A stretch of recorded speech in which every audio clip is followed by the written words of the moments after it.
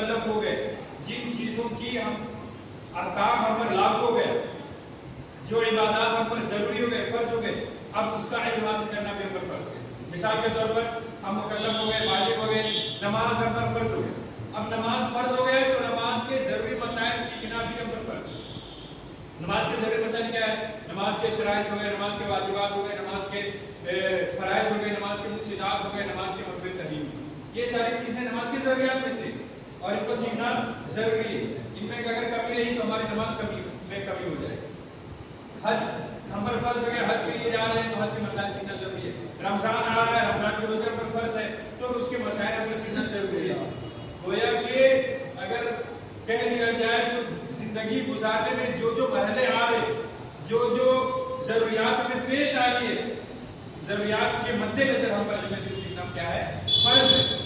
لیکن آج دیکھیں ہم علم دین سیکھنے کی بالکل بھی نہیں کوشش کرتے، دیگر کاموں کے لیے ہم خوب کوشش کرتے ہیں، دنیاوی کاموں کے لیے ہم خود وقت دیتے ہیں، بہت کوشش کرتے ہیں، اب ہر کام ہم جو ہے سیکھ کر کے ہی کرتے ہیں، لیکن وہی کام جو ہم بغیر سیکھے کرتے ہیں جو ہمیں آخرت میں کام آئے گا، وہ ہم بغیر سیکھے ہوئے کرتے ہیں۔ دنیا کے کام آج دیکھیں، کوئی بھی اگر ڈرائیور ہے تو ڈرائیونگ سیکھ کر کے پہلے گاڑی چلاتا ہے، ورنہ بغیر سیکھے کرے گا تو کیا ہوگا؟ ایکسیڈنٹ ہو جائے گا۔ وہی معاملہ اس میں بھی ہے کہ ہم بغیر سیکھے نماز پڑھ رہے ہیں تو کیا ہوگا؟ نماز ہمارے منہ پہ مار جائے گا، کوئی فائدہ نہیں۔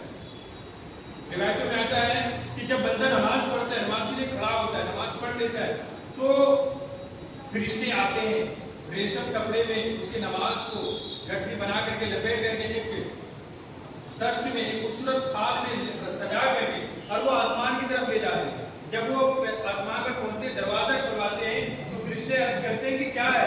بولے فلاں شخص کی نماز ہے۔ جب دیکھتے ہیں کہ وہ خوبصورت کپڑے میں نماز لپیٹا ہوا ہے تو وہ سمجھ جاتے ہیں کہ یہ نماز صحیح ہے، اور پھر اس کو بارگاہ الہی میں نماز کو بھیج دیا جاتا ہے، وہ اللہ کے بارگاہ میں قبول ہو جاتی ہے۔ پھر اس کو بدلہ دیا جاتا ہے، اس کے لیے نیکیاں لکھی دی جاتی ہے۔ پیارے اسلام بھائیو، لیکن جب کوئی بندہ نماز پڑھتا ہے، اس کی رکوع سجود مکمل نہیں ہو پاتے، اس کے واجبات چھوٹ جاتے ہیں، اس کی قرت صحیح نہیں ہوتی ہے، اس کی نماز جب درست نہیں ہوتی، صحیح نہیں ہوتی ہے، تو پھر فرشتے پرانے کپڑے میں لپیٹ کر کے اور جیسے تیسے لے جاتے ہیں۔ فرشتے جب دیکھتے ہیں کہ پرانے کپڑے میں لپیٹا ہوا ہے تو سمجھ جاتے ہیں کہ نماز مکمل نہیں، عرض کرتے ہیں کہ یہ نماز اللہ کے بارگاہ میں قبول نہیں۔ فرشتے عرض کرتے ہیں پھر میں اس کا کروں کیا؟ تو فرشتے عرض کرتے ہیں کہ جاؤ، یہ نماز جو ہے جس سے تم لے کر گئے اسی کے منہ پہ مار۔ یہ ہمارا معاملہ۔ ہم دیکھیں کتنی قربانیاں دیتے ہیں، کتنی مشقتیں جھیلتے ہیں۔ فجر کے وقت ہم نیند قربان کر کے آتے ہیں، جاڑے کے موسم میں ہم ٹھنڈے پانی سے وضو کرتے ہیں، گرمی میں پسینہ آ رہا ہے لیکن پھر بھی ہم نماز پڑھتے ہیں، دھوپ میں آ رہے ہیں، پتہ کیا چلا کہ ہماری نماز صحیح نہیں۔ ہمیں کوشش کرنی چاہیے کہ ہم اپنی نماز کو ضائع نہ کریں۔ یہ زندگی جو ملی ہے عبادت کے لیے، آخرت کی تیاری کے لیے، یہ دوبارہ نہیں ملے گی۔ ہم اسی زندگی میں آخرت کی تیاری کر لیں گے، لیکن اچھے سے کریں جو ہمیں آخرت میں کام آ سکے۔ ہمیں خواب غفلت سے بیدار ہونا چاہیے۔ ہم یہ سوچ رہے ہیں کہ نماز پڑھ رہے ہیں، اللہ تو قبول کر ہی لے گا۔